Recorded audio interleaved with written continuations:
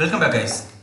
So இப்போ இந்த செஷன்ல நம்ம பார்க்க போறது classful and classless networks பத்தி பார்க்க போறோம். So இது ரெண்டுத்துக்கு என்ன டிஃபரன்ஸ் அப்படிங்கறத பத்தி நாம கொஞ்சம் பார்ப்போம். ஓகேவா? So ஒரு மூணு ரவுட்டர் கன்சிடர் பண்ணிக்கோங்க.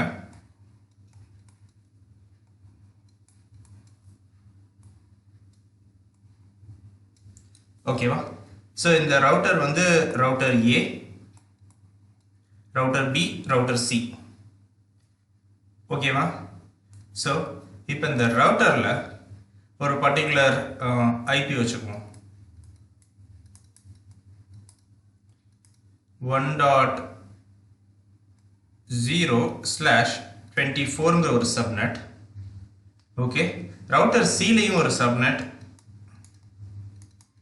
172.16.3.0/24 னு ஒரு subnet. ஓகேவா? சோ இப்போ இந்த ரெண்டு சப்நெட்டுமே அட்வர்டைஸ் பண்றாங்க. அதாச்சும் இந்த ரெண்டு நெட்வொர்க் வெச்சுக்கோங்க. சோ இந்த ரெண்டு நெட்வொர்க்குமே classful ரூட்டிங் மூலமா அட்வர்டைஸ் ஆகுது. சோ அப்படி அட்வர்டைஸ் ஆகும்போது எப்படி போகும்னு பாத்தீங்கன்னா இந்த ரவுட்டர்ல இருந்து இங்க இருந்து இங்க. சோ இப்படி போகும்போது இதோட process subnet mask ஓட போகாது. வெறும் 172.16.0.0 தான் போகும்.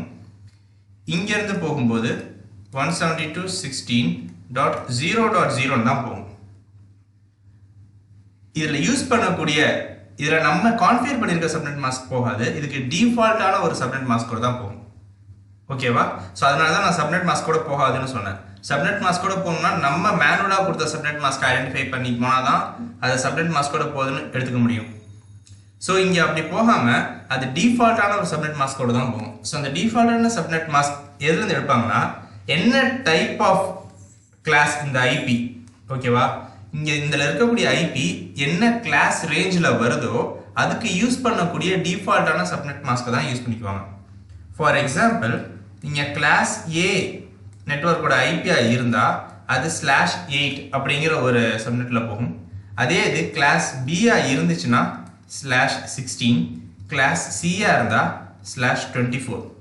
சோ இதுதான் இதோட டிஃபால்ட்டான சப்நெட் மாஸ்க். சோ இத பேஸ் பண்ணி தான் process நடக்கும், அட்வர்டைஸ் ஆகும். சோ இப்போ இங்க பாத்தீங்கன்னா இங்க 172.16.0.0ங்கற ஒரு நெட்வொர்க் அட்வர்டைஸ் ஆகுது A ல இருந்து B க்கு. இது classful நெட்வொர்க் மூலமா அட்வர்டைஸ் ஆற ரீசனால டிஃபால்ட்டான சப்நெட் மாஸ்க் இந்த IP belongs to class B. So /16 அப்படிங்கிற ஒரு சப்நெட் மாஸ்கோட தான் இங்கேயும் அட்வர்டைஸ் ஆகும், இங்க இருந்து இதுக்கும் அட்வர்டைஸ் ஆகும். நம்ம மேனுவலா கான்ஃபிகர் பண்ணியிருக்க /24 இங்க அட்வர்டைஸ் ஆகாது. ஓகேவா? டிஃபால்ட் சப்நெட் மாஸ்கான /16 மூலமா தான் அட்வர்டைஸ் ஆகுது. சோ இப்போ இந்த B யோட ரூட்டிங் டேபிள்ல இந்த இன்ஃபர்மேஷன் ரிசீவ் ஆனோனே என்ன ஆகும்னா 172.16.0.0 இந்த நெட்வொர்க் /16ங்கற நெட்வொர்க்கை ரீச் பண்ணனும்னா ரெண்டு ரவுட்ஸ் மூலமா போகும். சோ இந்த இடத்துல நீங்க வந்து இதை இன்டர்ஃபேஸ் 1 ன்னு வெச்சுக்கோங்க, இதை இன்டர்ஃபேஸ் 2 ன்னு வெச்சுக்கோங்க. சோ இன்டர்ஃபேஸ் 1 மூலமாவும் நீங்க இந்த நெட்வொர்க்கை ரீச் பண்ணலாம், the same நெட்வொர்க்கை இன்டர்ஃபேஸ் 2 மூலமாவும் ரீச் பண்ணலாம். சோ அப்படியே சொல்லி வரும். சோ ஒரே சப்நெட்டை ரெண்டு இன்டர்ஃபேஸ் மூலமா ரீச் பண்றதுனால என்ன ஆகும்னா இப்ப இந்த இடத்துல ஒரு PC ஆர் லேப்டாப் இல்ல வேற ஏதோ ஒரு ரவுட்ஸ் ரிசீவ் ஆகக்கூடிய சென்ட் பண்ணக்கூடிய இடம்னு வெச்சுக்கோங்க. சோ இப்போ இங்க இருந்து இதுக்கு பிஹைண்ட்ல இருக்கக்கூடிய ஒரு சர்வர் ரீச் பண்ண பாக்குது. இந்த சர்வருக்கு நம்ம ஒரு IP வெச்சுக்குவோம். சோ இந்த சர்வரோட IP let's say as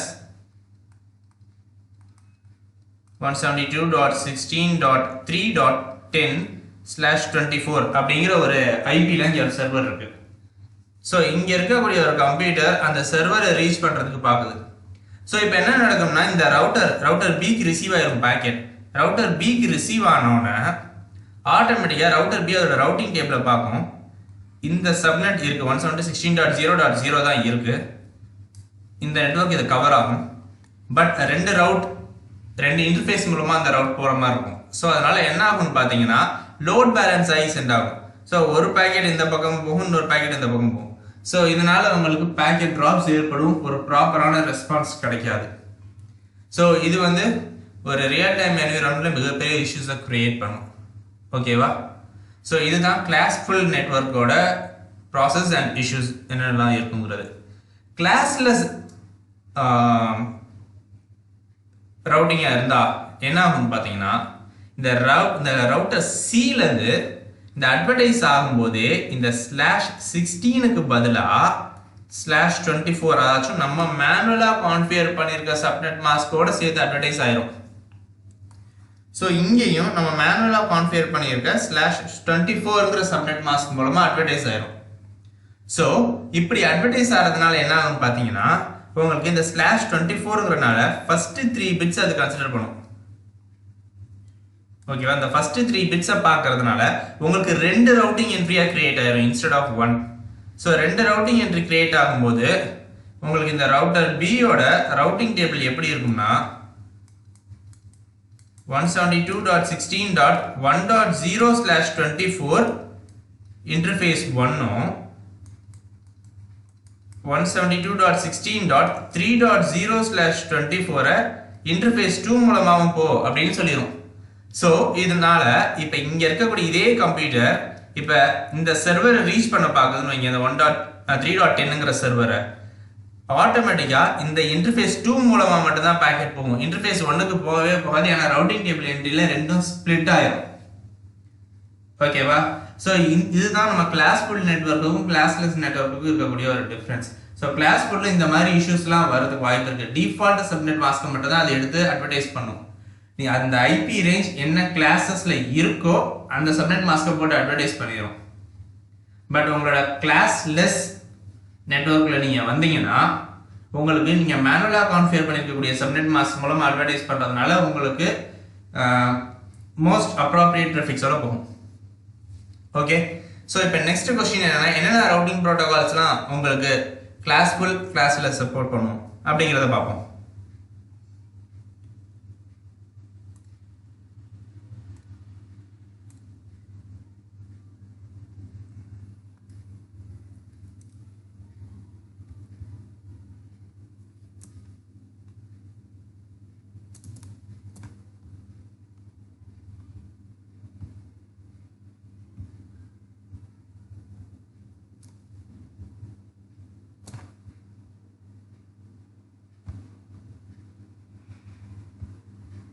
So let me write it here.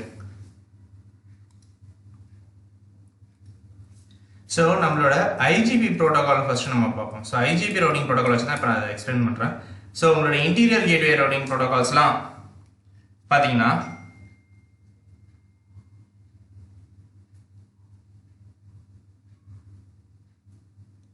மொத்தம் RIP, OSPF, EGRP. ஸோ இது 3 தான் நம்மளோட இன்டீரியர் கேட்வே ரவுட்டிங் ப்ரோட்டோகால்ஸ். ஓகேவா?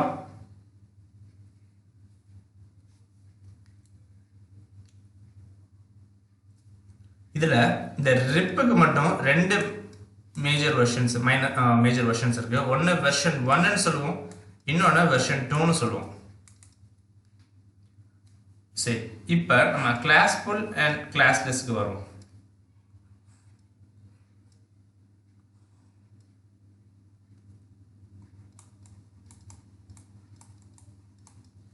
Classful, classless. ஓகேவா?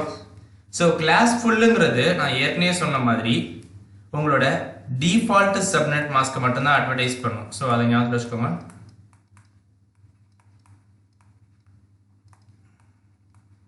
டிஃபால்ட் சப்நெட் மாஸ்க் மட்டும்தான் அட்வர்டைஸ் பண்ணும். ஸோ இதில் RIP வெர்ஷன் 1. ஓகேவா? கிளாஸ்லெஸ்ல பார்த்தீங்கன்னா மேனுவலா நம்ம கான்ஃபிகர் பண்ணியிருக்க சப்நெட் மாஸ்கோட சேர்ந்து அட்வர்டைஸ் ஆகும். மேனுவல் சப்நெட் மாஸ்கோட அட்வர்டைஸ் ஆகும். ஸோ இங்கே கிளாஸ்லெஸ்ல RIP version 2. Okay, OSPF EIGRP. So இந்த மூணு விஷயங்களுமே இதில் அட்வர்டைஸ் ஆகும். ஓகேவா? பட் என்னன்னா ஒரு சில OS வெர்ஷன்ஸ் அண்ட் ஒரு சில ரவுட்டிங் ப்ரோட்டோகால்ஸ்லாம் பார்த்தீங்கன்னா நீங்கள் மேனுவலாக ஆட்டோ சம்மரைசேஷன், அதாச்சும் உங்களோட சப்நெட் மாஸ்கை மேனுவலாக அட்வர்டைஸ் பண்ணணும்னு நீங்கள் ஸ்பெசிஃபை பண்ணணும். நீங்கள் ஸ்பெசிஃபை பண்ணலன்னா அது டிஃபால்ட்டாக, அதாச்சும் டிஃபால்ட் சப்நெட் மாஸ்க் எடுத்து தான் அது போகும். ஓகேவா? ஸோ அதை மட்டும் நோட் பண்ணி வச்சுக்கணும். நம்ம தான் அட்வர்டைஸ் பண்ணணும், அதாச்சும் மேனுவலாக அட்வர்டைஸ் பண்ணணும்னு சொல்லி நம்ம தான் கமாண்ட்ஸை எக்ஸிக்யூட் பண்ணணும். ஸோ அப்போ தான் அந்த ப்ராசஸ் நடக்கும். ஸோ இதுதான் கிளாஸ்ஃபுல்லுக்கும் கிளாஸ்லெஸ் ரவுட்டிங் ப்ரோட்டோகாலுக்கு இருக்கக்கூடிய விஷயங்கள். So that's it. So will meet in the next session. Thank you.